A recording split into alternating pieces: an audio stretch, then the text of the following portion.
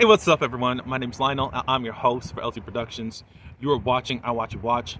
We are covering Beyond the Gates. I don't know what year this is, what week this is, but this is between the week of August 25th through the 29th. Just wanted to talk about these last week's episodes. I know that Beyond the Gates is going to be off this week, so might as well get into it. So we're going to be talking about Chelsea being kidnapped by crazy Allison, and Ted doing something stupid again, and Haley wanting to inject herself, saying, "What about me?" So let's get into it. All right, so we're going to start off with stuff I don't really care about, but just to get them out of the way, Derek and Ashley and all that stuff. Ashley expressed relief that she and Andre hadn't pursued their attraction because Derek needed her. All that is an excuse. And you're afraid to actually jump and leap into something that could be something great.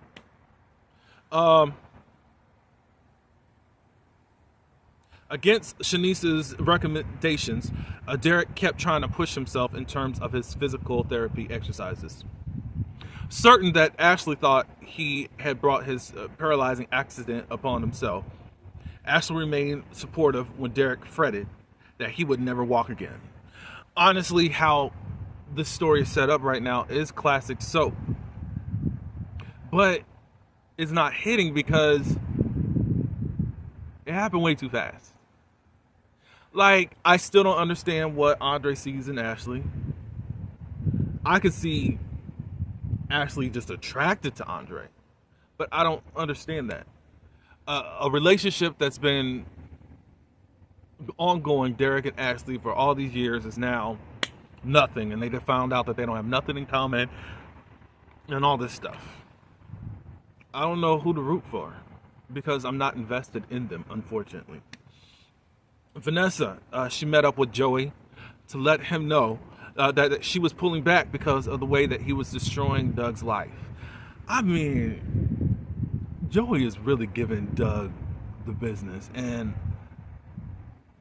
I don't understand it. It's just like, do they have a past with each other? Because it's just like, you just came in and destroyed his life, all to start this laundering business with his wife, just to take his wife for her own for your own pleasure. Joy sensed that Vanessa wasn't ready for the danger she craved, and was confident that she would come back to him. After Chelsea didn't show up to her own purse launch, Jacob found that she had left her phone behind, and there was evidence of a struggle. As the Duprees began to suspect that Chelsea had been kidnapped and searched her social media for clues as to who could have taken her, Madison insisted that Allison was the culprit. Madison ain't wrong. And during this week, Bill found a bunch of stuff out about his daughter because you're not in her life and you chose to date a preschooler. Bill discovered that not only were Danny and Andre an item, but Chelsea and Madison were too. That's his doctor. Danny and Bill appeared together in a video begging Chelsea's release.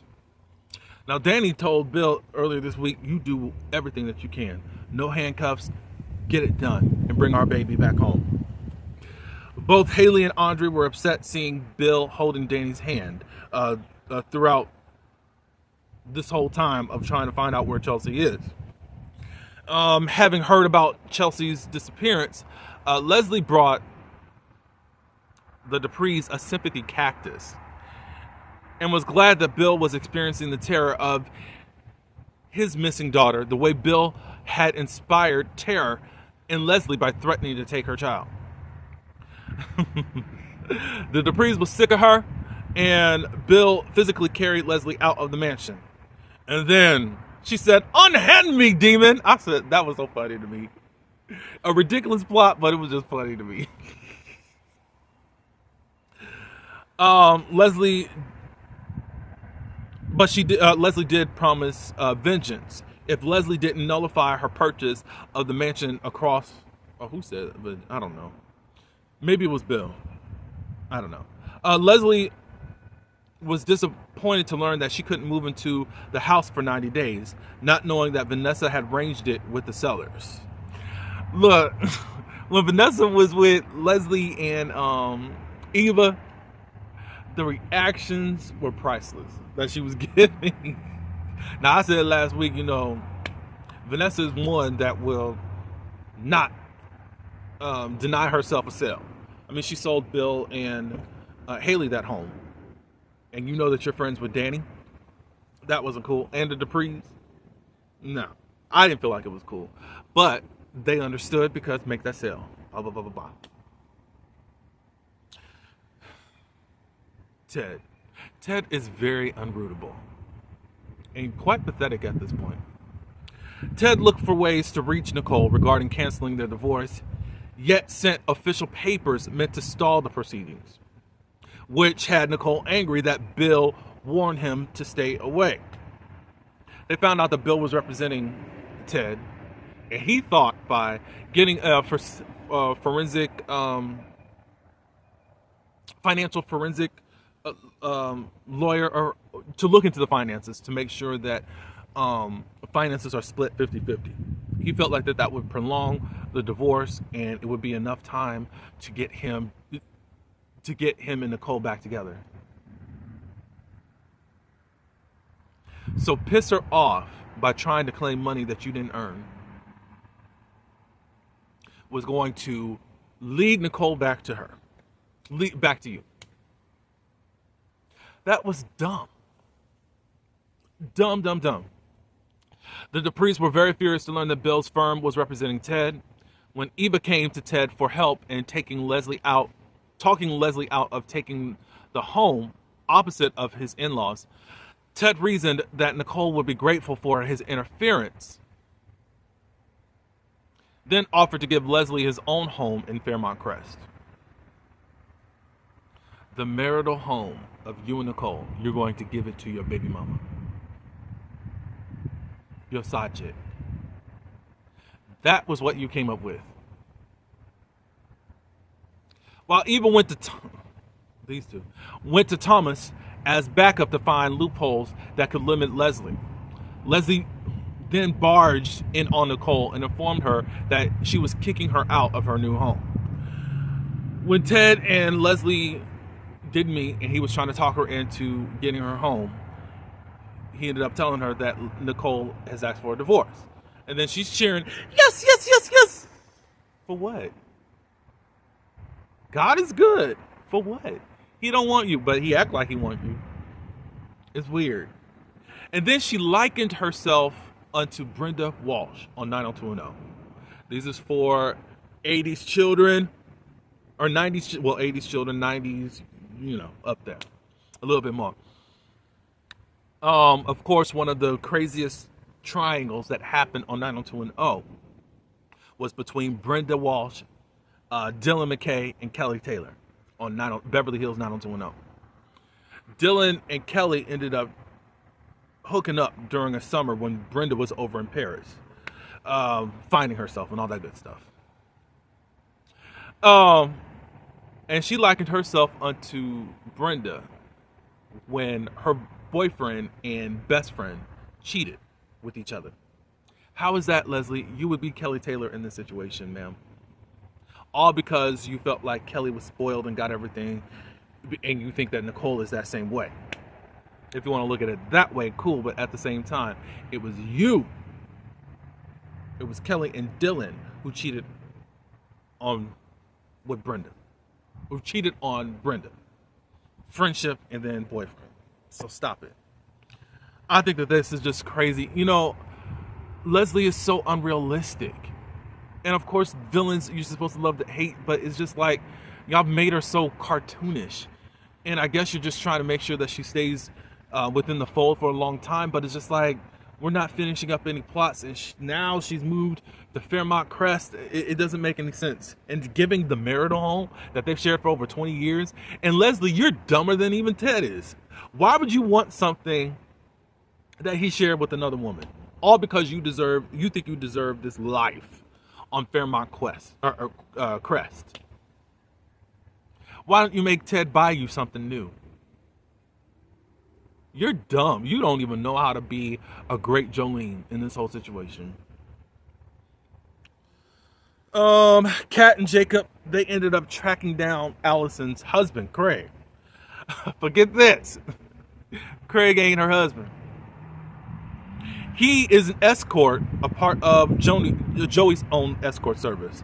We learned about his escort service when Vanessa wanted it, and he was telling her, "Oh, I know that you went to my escort service."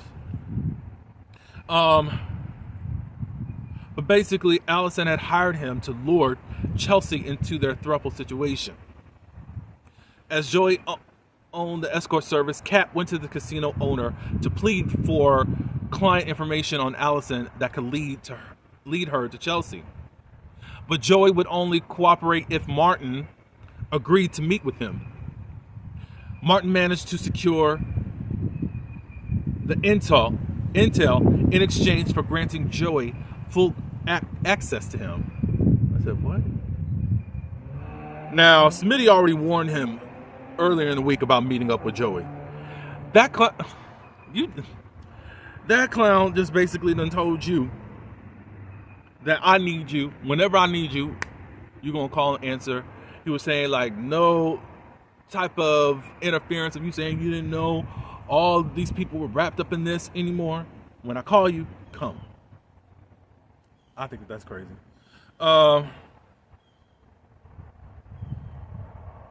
Jacob and Kat went to address that they'd been given, where Kat swiped a key to a storage locker. The cousins-in-law located a thumb drive on which Allison had kept a journal detailing her obsession with Chelsea. We have found out that she's been obsessed all this whole time. Even though she broke up with Chelsea back in when Chelsea wanted to pursue more, she thought it was more of a hard-to-get situation, and then upset when Chelsea actually moved on. Following the clue that Allison's grandmother had willed her a cabin, Jacob discerned its location in Virginia and took off with Kat and Madison in tow. When Chelsea woke up to find that she was being held prisoner in a remote cabin by Allison, she had daydreams of family members instructing her how to handle her captor. Ronnie Rose did a spectacular job. That's Chelsea, the actress that plays Chelsea. She did a very good a good job this week. As people are saying that we need to watch out for the actress that plays Eva, we need to watch out for Miss Ronnie Rose here. Shout out to her. And even Allison, even in her whack job, that actress really is playing this role now. Do I understand everything? No. I felt like they were really making up this story. The writers were making up this story as they were going. Because I'm like, what? Where are we going with this? Like, it's hard because they're trying to give a story, but we don't have that much backstory. We haven't had time to really invest in it, in my opinion.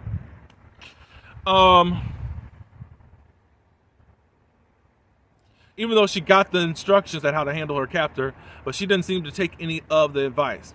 Chelsea antagonized Allison and threw over the dinner table that Allison had prepared for them. When Allison wanted to make love, they had her chained to the bed and you tried to make love to her. Chelsea bit her lip. Allison stressed to Chelsea that if she died, Chelsea would die as well, but imitated that Chelsea could cannibalize herself. Allison later appeared in a wedding dress and only got Chelsea to marry her by brandishing a butcher knife. After the ceremony, Chelsea refused to consummate their union, and Allison waved the knife, promising that if she couldn't have Chelsea, no one would. Yeah, so what's happening this week? That was the recap of this week. But Haley, she got all jealous and stuff and saying, Bill told her not to come to the Dupree home. But she's like, that's my husband, and I need to be there to support him. And that's also my stepdaughter that doesn't like you at all. And she ended up going there and getting her feelings hurt. her face cracked as she seen that there was still a bond between Danny and Bill. Crazy. Nicole was the only one to kind of be nice to her, asking her how she's doing, especially since she lost her baby. And she was just so relieved that someone was being a little bit nice to her. Trifling, whatever. Why don't y'all hurry up and just get Thomas and Eva together? He's sitting up there saying, "Oh, you look." What did he say? You look good. You sound good. Get them together, because this is just crazy right now. Loving the relationship between Kat and what's his name? Naomi's husband, Jacob. People think that there's a developing attraction between those two. They have chemistry, most definitely. And I'm glad that the writers are still writing them together. I don't think that Kat is the type of person to betray her cousin. Like, it would have to be something that Jacob and Naomi broke up and divorced. I mean, Kat and Chelsea are like best friend sisters, sister cousins. And I don't even think that she would want to go there to mess up even that type of relationship with Chelsea. Well, what do y'all think about that? And again, I would love to hate Leslie, but just right now, Leslie's just very annoying to me. Very annoying. Very annoying. And Ted, you are just stupid, and I just cannot believe I was rooting for you and Nicole. I think for me, what turned me off from Ted is when I found out that you were bringing Martin along with you while you were trying to cheat on your wife. I said, that was just sick to me. Yeah, I don't really see any type of future between you and Nicole. If I was her, I wouldn't. But y'all can tell me what you guys think in the comments. But that's all I have for this week. It helped that there was one central storyline that we were more paying attention to that helped me to just get through this week. I did watch all the episodes and all that, but y'all can tell me your thoughts. Do you have any predictions on what's going to happen? I don't know where they're going with this story, but anyways, like this video, share it. You can subscribe to my channel and leave your comments below. And until the next one, peace.